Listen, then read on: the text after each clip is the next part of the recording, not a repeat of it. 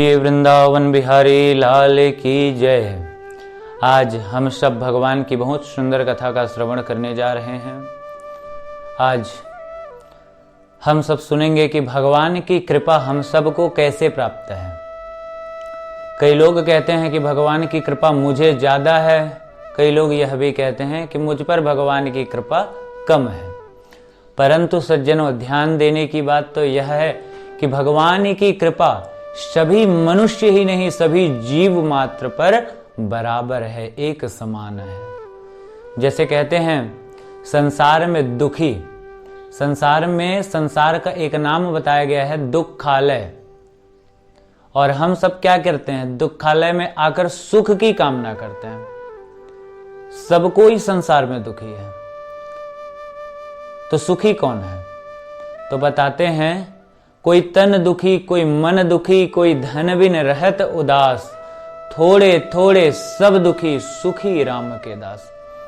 कोई तन दुखी, अरबों की संपत्ति है, सर्व सुख है, अच्छा प्रतिष्ठा है समाज में, नाम है, मर्यादा है, सब चीज है, परंतु शरीर में स्वास्थ्य सही नहीं है, शरीर स्वस्थ नहीं है।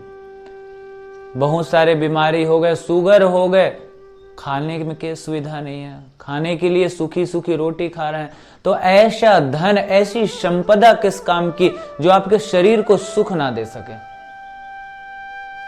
तो कोई तन दुखी, कोई मन दुखी, समाज में प्रतिष्ठा है, नाम है, सब चीज है, परंतु बेटा क्या किया, नौकरानी को लेकर भाग गया, या फिर बेटी किसी और के साथ भाग गई। समाज में जितना भी प्रतिष्ठा है सब एक पल में समाप्त। फिर मन दुखी होता है।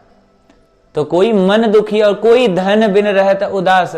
संसार में ऐसे भी लोग हैं जो अनेक प्रकार के कार्य करते हैं और दिन में 100, 150, 200 रुपए तक भी अर्जन करते हैं। अब वह सोचता है कि मैं क्या करूं, अब उस धन में मैं अपना परिवार का पालन पोषण करूं, या फिर सामाजिक कार्यक्रम के लिए दान दूं, या फिर स्वास्थ्य संबंधित, शिक्षा संबंधित बच्चों को अच्छी शिक्षा के लिए अच्छे कॉलेज में भर्ती करूं। तो इसलिए कहते हैं थोड़े थोड़े सब दुखी, सुखी राम के दास। कबीरा जग निर्धना, धनवंता नहीं कोई, सोई धनवंता जानिए जाको राम नाम धन होए। संसार में सबसे धनवान वही है जिसने भगवान नाम का आश्रय ले लिया, भगवान नाम का धन को अर्जित कर लिया। अब भगवान नाम का धन कैसा है? वह कभी समाप्त होने वाला धन नहीं है। वह धन यहां तो समाप्त हो गया हम सोचते हैं, पर यहां भी नहीं होता, और जाने के बाद अगले जन्म में भी हमारा वह धन काम में आता है, परंतु भौतिक धन यहीं के यहीं समाप्त हो जाती है। तो इसी प्रकार से संसार में हम देखते हैं तो सभी दुखी है, और संसार का नाम ही दुखालय है। जैसे आप विद्यालय जाते हैं, विद्यालय में जाकर कहेंगे कि मुझे 1 किलो टमाटर दे दो, तो विद्यालय में मिलेगा? नहीं मिल सकता। क्यों? क्योंकि विद्या का आलय है, वह विद्या का घर है। वैसी संसार दुखालय है। और सुख और दुख की बात करें तो ये बहुत गंभीर बात है।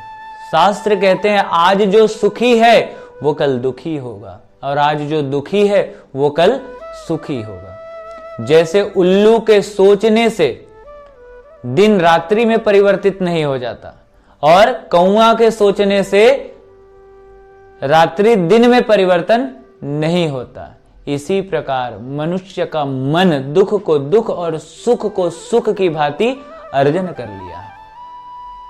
हमारे मन ने दुख को दुख माना और सुख को सुख माना। एक बात और है, जब हमें दुख होता है तो हम बहुत विलाप करते हैं, रोते हैं। क्या आपके रोने से आपका गुण, चाहे वह गुण हो, चाहे वह दुख हो, चाहे मानसिक हो, चाहे भौतिक हो, क्षण मात्र के लिए क्या समाप्त होता है? नहीं हो सकता। तो आपके रोने विलाप करने से जो दुख है वो एक क्षणिक मात्र के लिए भी समाप्त नहीं हो सकता। तो दुख में विलाप करने का क्या आश्रय, मतलब ही नहीं है। और हम सुख की कामना करते हैं और हमको सुख नहीं मिलता, क्योंकि संसार में जितने भी मनुष्य ही नहीं जीव मात्र हैं, सभी सुख की कामना करते हैं। कोई भी जीव दुख की कामना नहीं करता। हम दिन भर में जितने भी कार्य करते हैं, कर्म करते हैं, यह क्यों कर रहे हैं? सुख मिले, हमें सुख मिले, हमारे परिवार को सुख मिले, हमारे समाज को सुख मिले, हमारे राष्ट्र को सुख मिले, इसलिए हम दिन प्रतिदिन कार्य कर रहे हैं सुख की कामना से, पर सुख नहीं मिल रहा है। तो यह नहीं मिलने का कारण यह भी है कि हम दूसरे को दुख देकर या दुखी कर कर सुख की कामना करते हैं। सामने वाला का दो आंख फूट जाए, अपना एक फूटे तो फूटे चलेगा, ये मन में धारणा हो गई है। तो दूसरे को अगर सुख देकर आप सुख की कामना करोगे तो निश्चित रूप से आपको सुख की प्राप्ति होगी। जिस प्रकार से हम भगवान से मांगते हैं, भगवान से क्या कहते हैं? सुख संपत्ति घर आवे, कष्ट मिटे तन का। इससे ज्यादा मांगने की सामर्थ्य हमारे में है ही नहीं। शवय पुंसाम परो धर्म यतो भक्ति रथोक्षजे अहेतुक्यम अप्रतिहता ययात्मा संप्रसिद्धति। दो भक्ति बताया गया है, एक सकाम एक निष्काम, हेतु की भक्ति और अहेतु की भक्ति। सकाम भक्ति कामना के साथ भगवान का अर्चन करना, पूजन करना, और दूसरा निष्काम भक्ति बिना इच्छा के भगवान का पूजन करना, भगवान को स्मरण करना, भगवान का नाम लेना। देखिए, हम भगवान से मांगते हैं, ध्यान देने की बात है कि हम भगवान से मांगते हैं, वो भगवान है, क्या उन्हें पता नहीं है हमें क्या चाहिए? उनको तो पहले से ही पता रहता है, अर्थात हमें मांगने की जरूरत ही नहीं पड़ेगी। पर किसी ने कहा, महाराज ये मांगने का शब्द क्यों बना? अगर हम मांगना ही नहीं है, मांग नहीं सकते, तो मांगना शब्द क्यों बना? तो देखिए, मांगना शब्द तो मांगने के लिए ही बना है, परंतु भगवान से मांगने के लिए नहीं, भगवान को मांगने के लिए बना। हम भगवान से तो बहुत कुछ मांग लेते हैं, और कैसे मांगते हैं? हे भगवान, मेरा ये परीक्षा जो है ना पास करा दे, मैं 10 किलो आपको लड्डू चढ़ाऊंगा। क्या आपके लड्डू के भूखे हैं भगवान? रत्नाकर तव गृहे गृहिणीम च पद्मा, रत्नाकर जिनका घर है, साक्षात लक्ष्मी जिनकी पत्नी है, वो आपके लड्डू के भूखे हैं? ये तो कभी हो ही नहीं सकता। तो भगवान सर्व सामर्थ्य हैं, सामर्थ्यवान हैं, घट घट वासी हैं, उन्हें सब चीज पता है, उनके पास मोल भाव करने की आवश्यकता नहीं पड़ती। आप निष्काम भाव से भगवान के पास जाओ और भगवान को केवल प्रणाम भी कर लेते, तो आपकी मन की कामनाएं वह पूर्ण करने में सामर्थ्य रखता है। जब आप बहुत दुखी होते हैं या फिर बहुत मन भर जाता है, तब भगवान के पास जाते हैं, लिस्ट लेके जाएंगे कि आज यह मांगना है, लेकिन जब जाते हैं ना तो प्रणाम करने के बाद भूल जाते हैं। जब मंदिर से निकलेंगे तो याद आता है कि आज मुझे ये मांगना था और मैंने तो भूल गया पूरा। क्यों? क्योंकि आपका मन वहां गदगद हो जाता है, आपका मन भर जाता है, आपका हृदय जो पवित्र हो जाता है, इसलिए मांगने की कामना मन में प्रकट होती ही नहीं। और इसी प्रकार मांगने की बात करते हैं, हमारे मांगने की सामर्थ्यता कहां तक है? सुख संपत्ति घर आवे, कष्ट मिटे तन का, इससे ज्यादा मांगोगे तो क्या मांगोगे? मुझे प्रधानमंत्री बना दो, मुझे 10 किलो सोना दे दो, मुझे 1000 टन सोना दे दो। परंतु याद रखें, जहां हमारे मांगने की सामर्थ्यता समाप्त होती है, भगवान का देने की सामर्थ्यता वहीं से प्रारंभ होती है, क्योंकि वो तो बड़ा है, वो तो सर्वांतर्यामी, वो तो सभी चीज को जानता है। इसी प्रकार भगवान के पास अगर मांगना है तो भगवान से नहीं, भगवान को मांगो। मांगने की जब बात आती है ना, तो जब 14 वर्ष वनवास के लक्ष्मण जी श्री राम जी के साथ गए तो गंगा जी स्नान किए, तो गंगा मैया प्रकट होकर लक्ष्मण को कहती है, बेटा मांग, जो मांगेगा आज मैं तुझे दूंगी। कितना सुंदर मांगे लक्ष्मण जी ने। अर्थ न धर्म न काम रुचि, विधि न चहु निर्वाण, जन्म जन्म रति राम पद, यही अपरदान। अर्थात ऐसा धर्म, अर्थ, काम और मोक्ष मुझे नहीं चाहिए कि मैं जवाब ना दे सकूं, मैं पूछ ना सकूं, मैं वार्ता ना कर सकूं।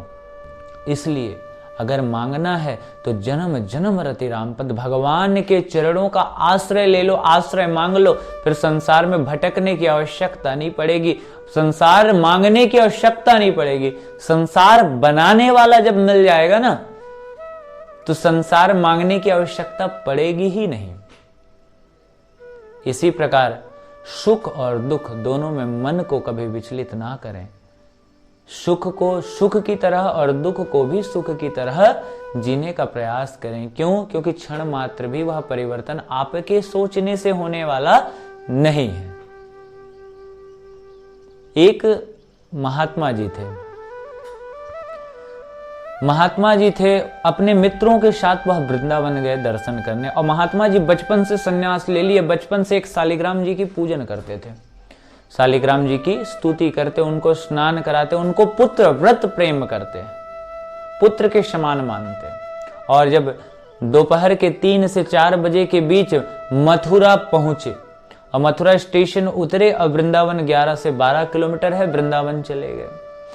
और जब वृंदावन गए, संध्या का समय हुआ, भगवान की सेवा के लिए अपने शालिग्राम जी को ढूंढने लगे तो जगह जगह ढूंढ लिए, उनका शालिग्राम उन्हें नहीं प्राप्त हुआ। वो रोने लगे। उनके गुरु भाई कहने लगे कि सुनिए, आपको हम दूसरा शालिग्राम आपको प्राप्त करा देंगे, आप रोइए मत। परंतु वह कहने लगे कि वह मेरा पुत्र था, मैं पुत्रवत प्रेम करता था, अगर वह नहीं मिला तो मैं अपना प्राण त्याग दूंगा। और जो महात्मा जी थे वो बहुत विलाप करने लगे, क्रंदन करने लगे। अब सबसे रहा नहीं गया, सब कोई जितने साधुगण थे, उनके गुरु भाई थे, गुरु मित्र थे, सभी उनको खोजने लगे। और खोजते खोजते मथुरा स्टेशन पहुंचे। और जब रेलवे स्टेशन पहुंचे तो स्टेशन मास्टर को कहने लगे कि इस नंबर का ट्रेन में हम आए हैं, वह ट्रेन अभी कहां पहुंचा है, ये नंबर की सीट है, थोड़ा चेक करेंगे क्या? और जब स्टेशन मास्टर कहता है महाराज जी वह ट्रेन तो अभी खड़ी है, ट्रेन में इंजन प्रारंभ ही नहीं हो रहा है, बड़े बड़े दिल्ली बहुत दूर नहीं है, 1.5 घंटे की रास्ता है मथुरा से। दिल्ली से इंजीनियर आ गए, 4 घंटे 5 घंटे हो गए ना, यह ट्रेन चालू ही नहीं हो रहा है। और दौड़ के गए और जब सीट में देखे तो शालिग्राम जी के आंख से आंसू बह रहे, पूरी सीट गीला हो गया। संत महात्मा ने अपने पुत्र प्रेम से शालिग्राम जी को गले से हृदय से लगाकर बहुत ही क्रंदन किए और जितने अधिकारी देखे सब वहां स्तब्ध रह गए।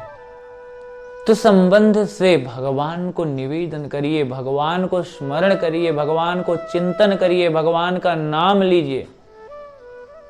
भगवान को जिस तरीके से आप स्मरण कर सकते हैं, जिस स्थिति में स्मरण कर सकते हैं, उस स्थिति में करने का प्रयास करिए। और जैसे ही शालिग्राम जी को लेकर संत महात्मा ट्रेन से उतरे तो ट्रेन तुरंत ही रेल चालू हो गया। बोली वृंदावन बिहारी लाल की जय।